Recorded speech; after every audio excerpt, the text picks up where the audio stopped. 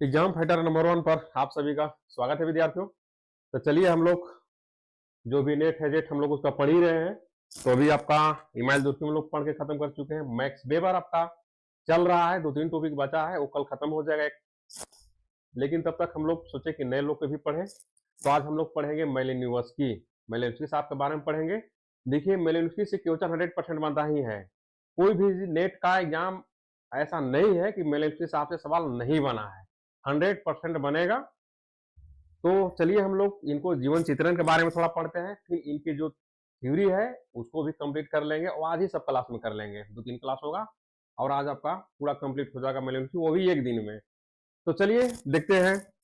देखिए हैं मेलिनोव्स्की साहब, आपको बोर्ड पे बहुत अच्छा से दिख रहा होगा। इनके बारे में हम लोग पढ़ते हैं। देखिए इनका जीवन चित्रण,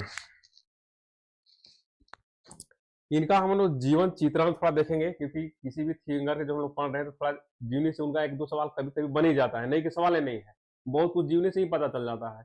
तो समझेंगे। मेलिनोव्स्की साहब का जो जन्म था 7 अप्रैल 1884 को पोलैंड के क्रेको शहर में हुआ था। कहाँ पे हुआ था? स्थान प्लेस का नाम रखेंगे कहाँ पे? पोलैंड के केकरो स्थान पे, नहीं पोलैंड में हुआ था। और उनकी मृत्यु 16 मई 1942 को अमेरिका में न्यू हेवन हेवन में हुआ था। यानी उनका जन्म 1884 को हुआ था और मृत्यु 1942 के, और मृत्यु कहाँ हुआ था? अमेरिका में हुआ था।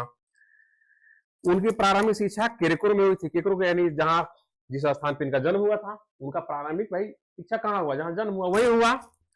उनके पिता अपने समय के विख्यात भाषा शास्त्री थे। अब समझेंगे, देखिएगा मेलिनोव्स्की साहब का जो फादर थे वो भाषा शास्त्री थे और उनके जगन्नाथ विश्वविद्यालय में सवाल भाषा के प्रोफेसर थे। यानी मेलिनोव्स्की का कहें कि एक प्रकार से पढ़ाई लिखाई का माहौल बहुत अच्छा मिला, क्योंकि उनके पिताजी खुद एक जो प्रोफेसर थे। अगर जिनके फादर प्रोफेसर है तो उनके जो बच्चे हैं उनको तो अच्छा एजुकेशन मिलेगा ही। तो एक प्रकार से कहें कि उनको माहौल बहुत अच्छा मिला मेलिनोव्स्की साहब का। इसलिए मेलिनोव्स्की का बचपन विद्वानों के बीच गुजरा। यानी उनका जो मेलिनोव्स्की साहब थे, उनका जो बचपना था वो विद्वानों के बीच में गुजरा।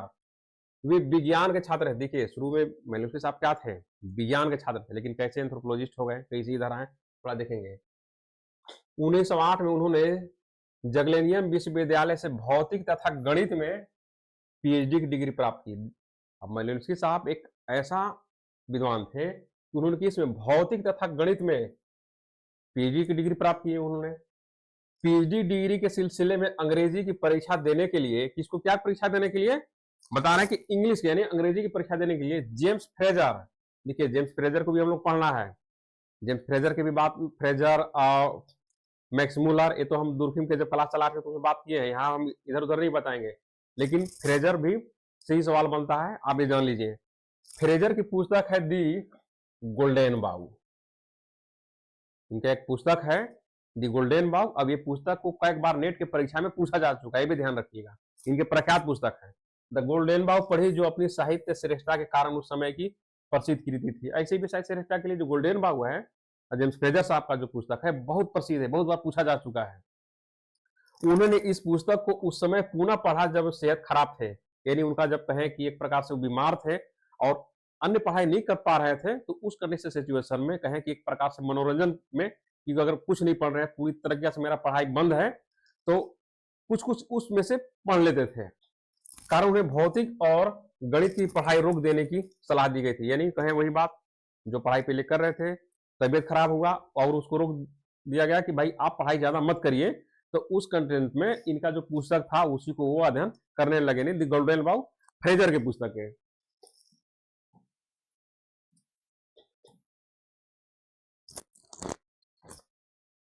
उन्होंने कार्ल बुखर के, देखेंगे नाम याद रखेंगे थोड़ा सा, उन्होंने कार्ल बुखर के अधीन आर्थिक इतिहास और विल्हन वुड के अधीन प्रयोगात्मक मनोविज्ञान की पढ़ाई आरंभ कर दी। विल्हन वुड ने जीवन के सांस्कृतिक पक्षों के प्रति मेलिनोव्स्की के दृष्टिकोण को प्रभावित किया। अब देखेंगे थोड़ा सा यहाँ पे समझेंगे, जो हम लोग अभी आगे पढ़ेंगे क्लास में। आर्थिक इतिहास और विल वुड्स के अधीन प्रयोगात्मक, देखेंगे प्रयोगात्मक मनोविज्ञान की पढ़ाई आरंभ कर दी, मनोविज्ञान की पढ़ाई प्रारंभ कर दी। और जो विल्हम वुड के जीवन के सांस्कृतिक पक्षों को, देखिएगा इनको संस्कृति के पक्षों के यानी कल्चर पर विल्हम वुड थे, तो कल्चर पे बात करते थे कि संस्कृति क्या है, लेकिन लास्ट में वोल्टन ने भी जो थे, विल्हम वुड ने भी इनको से कल्चर से दूरी हटा लिया, यानी संस्कृति की बात करते करते गए, लेकिन लास्ट में वो भी परफेक्ट चीजों को नहीं कर पाए और अपने आप को अलग कर लिए।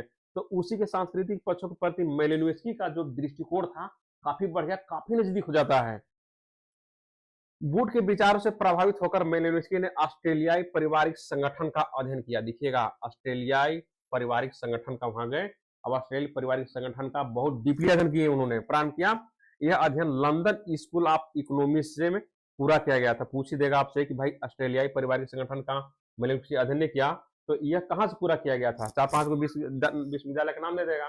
London of school of economics में पूरा हुआ, जहां उन्होंने 1910 में वेस्टरमार्क के भी हम लोग आगे समझेंगे। वेस्टरमार्क कौन थे, क्या थे, क्योंकि इनसे भी सवाल बनता है इनका, कि निदर्शन में स्नातकोत्तर छात्र के रूप में प्रवेश लिया था। देखिएगा, इनका निर्देशन में या स्नातकोत्तर में इन्होंने वेस्टरमार्क, पहले तो हमको बताया कि पीएचडी में 2 विषय में कैसे उन्होंने पीएचडी किए, फिर नए चीजों में इन्होंने एंट्री मारा, फिर इन्होंने देखिए वेस्टरमार्क के निर्देशन में स्नातकोत्तर छात्र के रूप में प्रवेश लिया। अब देखिए कैसे इनके जीवन लाइफ बदल रहा है।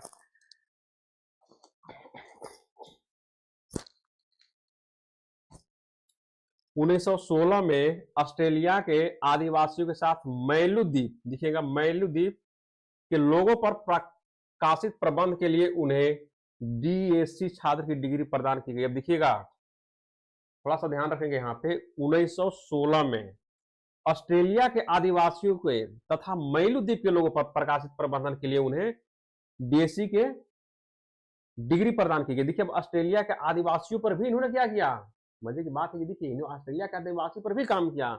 मैलू द्वीप के लोग, देखिए मैलू द्वीप एक अलग है, ये नौकीपा गिनी में है, लेकिन अभी अगाड़ी पढ़ेंगे कि मैलू द्वीप क्यों गए, उनको क्यों वहां शिफ्ट किया गया, क्या कारण था कि वहां भेजा गया। फिर मजे की बात यह है कि लगभग उसी समय कई अन्य समाजशास्त्री, यानी जब ये मेलिनोव्स्की साहब जब ऑस्ट्रेलिया में जब स्टडी कर रहे थे जनजाति समुदाय पे, तो वहां पे रेडकिल ब्राउन, अभी हम लोग पढ़ेंगे प्रकारवादी मील का, रेडकिल ब्राउन के बारे में पढ़ना बाकी है, उसको पढ़ेंगे।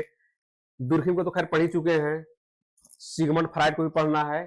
ये ऑस्ट्रेलिया के जनजाति समुदाय का अध्ययन किया, किंतु उन्हें एक दूसरे के संबंध में कोई जानकारी नहीं थी। देखिए, उसी समय जिस समय मेलिनोव्स्की साहब ऑस्ट्रेलिया में जनजातियों का अध्ययन कर रहे थे, तो उसी समय इन लोग भी थे, रेडकिल ब्राउन, दुर्खिम, सिगमंड फ्राइड, ये सभी लोग थे, लेकिन एक दूसरे से परिचित लोग नहीं थे। तो ध्यान रखेंगे, ऐसे एक चीज भी क्लियर हो गया कि इन लोग भी ऑस्ट्रेलिया के जनजाति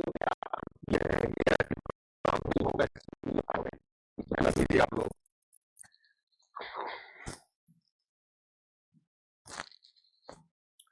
उन्नीस सौ 13 में मेलिनोव्स्की की पुस्तक the family among the Australian Aborigine प्रकाशित हुई। अब देखिए, इनका पुस्तक है, एक पुस्तक का नाम याद रखेंगे, पूछा भी जाता है, the family among the Australian Aborigine प्रकाशित हुई। और रेडकिल ब्राउन ने इस पुस्तक को पढ़ा, इनका पुस्तक को पढ़ा, समझा कि गहराई से इस पुस्तक में क्या लिखा गया है। इसे आदिम संस्कृति के अध्ययन के लिए वैज्ञानिक विधि के अपनाने वाली अंग्रेजी की सर्वश्रेष्ठ पुस्तक बताया गया। देखिएगा, अभी रेडकिल मेलिनोव्स्की साहब हम लोग कल्चर पढ़ेंगे कि प्रकारवाद की बात करते हैं, संस्कृति की क्या बात करते हैं, वहां बात करेंगे, अभी नहीं, क्योंकि इनका हम जीवनी परिचय समझ रहे हैं। तो ये जो पुस्तक था ना, तो ये पुस्तक को इन्होंने पढ़ा, रेडकिल ब्राउन ने, और उन्होंने कहा कि आदिम संस्कृति की, यानी आदिम ने बहुत प्राचीन समय के बात है, बहुत पीछे के, उसके जो कल्चर था ना, उस कल्चर के बारे में इन्होंने इस the family among the Australian Aborigines, इस पुस्तक में उन्होंने बात की है, इसको बात को पढ़े। और उन्होंने रेडकिल ब्राउन ने भी खुद ने कहा कि ये जो है ना, ये जो पुस्तक है सबसे श्रेष्ठ पुस्तक है, यानी रेडकिल ब्राउन खुद इनकी पुस्तक की व्याख्या कर रहे हैं, मेलिनोव्स्की साहब की पुस्तक की। वर्ष 1914 था और प्रथम महायुद्ध अपनी चरम सीमा पर था। सही बात, प्रथम विश्व युद्ध 14 से 18 चला था, आप लोग पता ही होगा। 1914 में प्रथम युद्ध था। पोलैंड का नागरिक होने के कारण क्या था, इनको विरोधी मान लिया गया, क्योंकि आप जैसे 2 कंट्री में युद्ध हो रहा है और उस कंट्री का आप मूल निवासी हैं, वहां के रहने वाले हैं, और जिस कंट्री में युद्ध हो रहा है अगर वहां जाएंगे तो आपको क्या समझा जाएगा, हित तो नहीं समझा जाएगा, विरोधी माना जाएगा ना। तो इनको विरोधी माना गया और ऑस्ट्रेलिया में मेलिनोव्स्की के शत्रु समझा गया। सही बात, जिस कंट्री से, जिस देश से जहां के लोग उस पर आक्रमण कर रहे हो तो उनको क्या समझा जाएगा, शत्रु समझा जाएगा। ये शत्रु तो थे नहीं, लेकिन ऐसा उन्हें माना गया। उन्हें ट्रोवियांड द्वीप समूह में रखा गया था, जो कि क्षेत्रीय शोधकार की दृष्टि से उनके लिए अत्यंत उपयोगी गया। देखिए, ट्रोवियांड द्वीप समूह में इन्होंने रखा गया। अब यहाँ पे भी स्थानीय लोगों से मिला और ट्रोवियांड द्वीप समूह में भी इसमें ट्राइब्स लोगों पे वहाँ के जो कल्चर है, संस्कृति है, रहन सहन, खान पान, टोटल चीजों पे बहुत विस्तृत रूप से इन्होंने अध्ययन किया।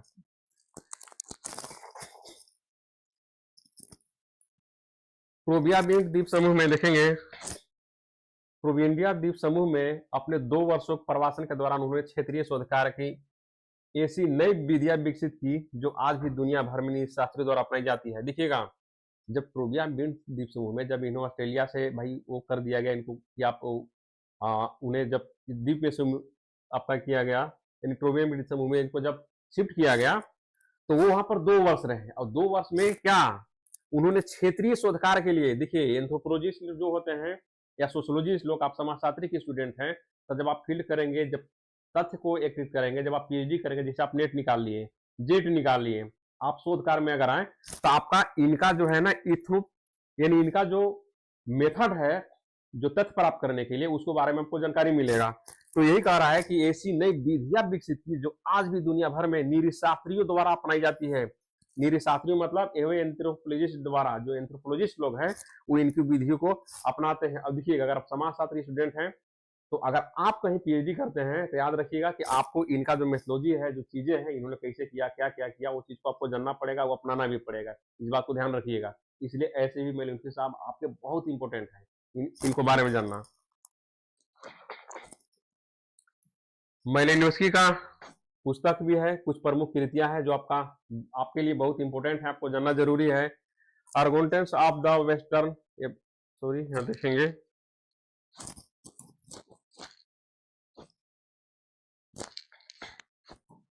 चलिए देखिए, the family among the Australian Aborigines 1913 में आया था। Argonauts of the western Pacific, crime and the custom in the savage society, sex and representation savage society, the sexual life of the savage society,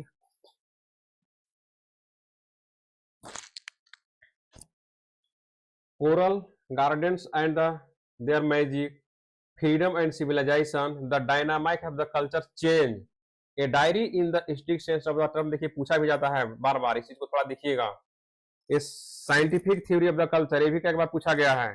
magic, science and religion, ये तो हमेशा बहुत बार पूछा गया है।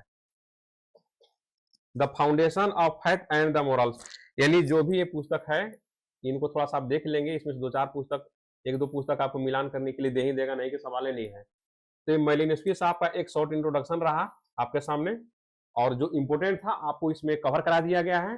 फिर हम मिलते हैं जस्ट अभी आपको नेक्स्ट क्लास में, तब तक के लिए थैंक्स।